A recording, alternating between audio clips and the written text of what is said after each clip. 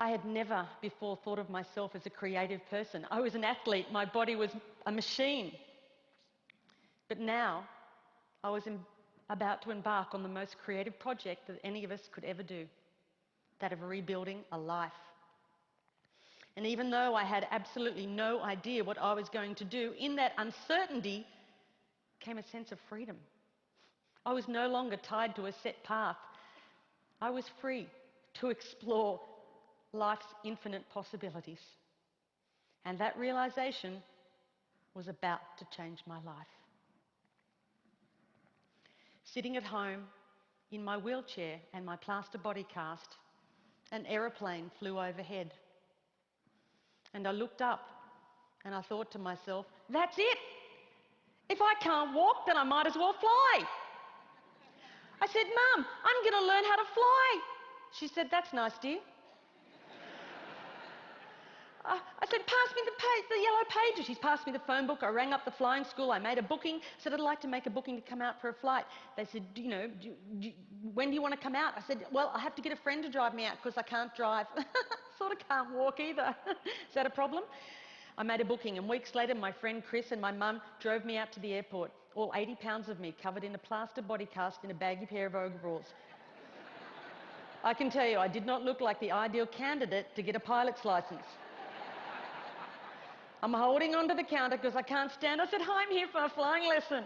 And they took one look and ran out the back to draw short straws. You get her. No, you take her.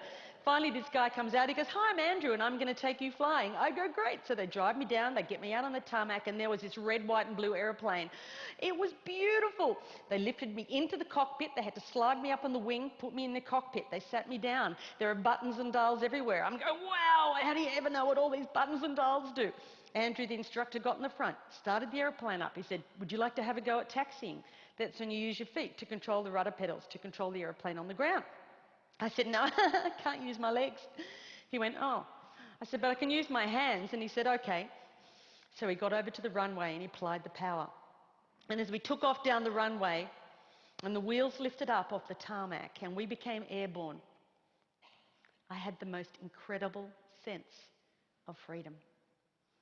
And Andrew said to me, as we got over the training area, you see that mountain over there? And I said, yeah.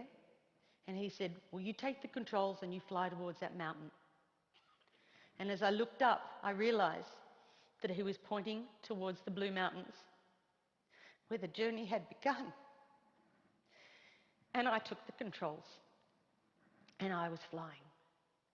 And I was a long, long way from that spinal ward, and I knew right then that I was going to be a pilot. Didn't know how on earth I'd ever pass a medical, but I'll worry about that later, because right now I had a dream. So I went home, I got a training diary out, and I had a plan. And I practiced my walking as much as I could. And I went from the point of like 2 people holding me up to 1 person holding me up, to the point where I could walk around the furniture, as long as it wasn't too far apart. And then I made great progression to the point where I could walk around the house, holding onto the walls like this. And Mum said she was forever following me, wiping off my fingerprints. But at least she always knew where I was. So while the doctors continued to operate and put my body back together again, I went on with my theory study.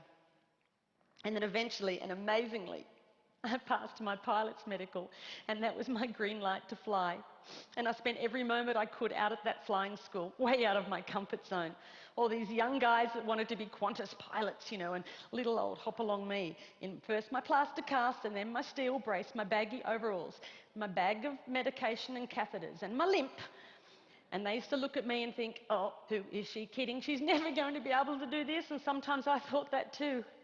But that didn't matter, because now there was something inside that burned that far outweighed my injuries. And little goals kept me going along the way. And eventually I got my private pilot's license. And then I learned to navigate. And I flew my friends around Australia. And then I learned to fly an aeroplane with 2 engines. And I got my twin engine rating. And then I learned to fly in bad weather as well as fine weather and got my instrument rating. And then I got my commercial pilot's license. And then I got my instructor rating. And then I found myself back at that same school where I'd gone for that very first flight, teaching other people how to fly. Just under 18 months after I'd left the spinal ward.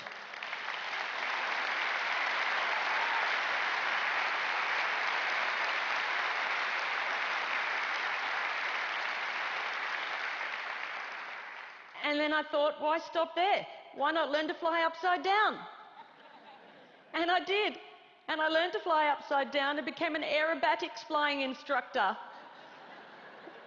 And Mum and Dad, never been up.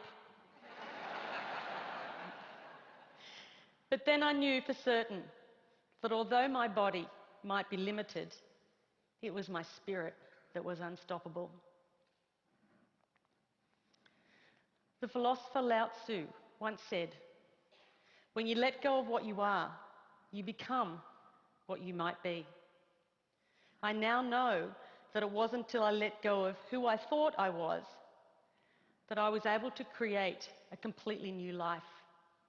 It wasn't until I let go of the life I thought I should have that I was able to embrace the life that was waiting for me. I now know that my real strength never came from my body. And although my physical capabilities have changed dramatically, who I am is unchanged. The pilot light inside of me was still a light, just as it is in each and every one of us. I know that I'm not my body, and I also know that you're not yours.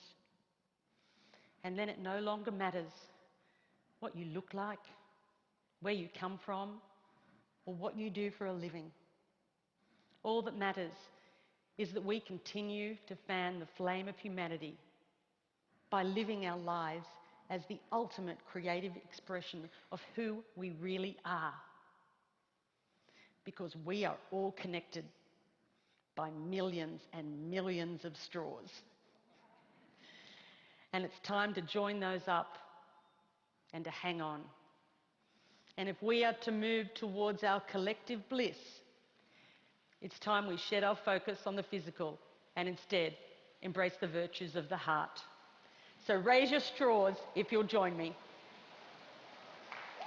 Thank you.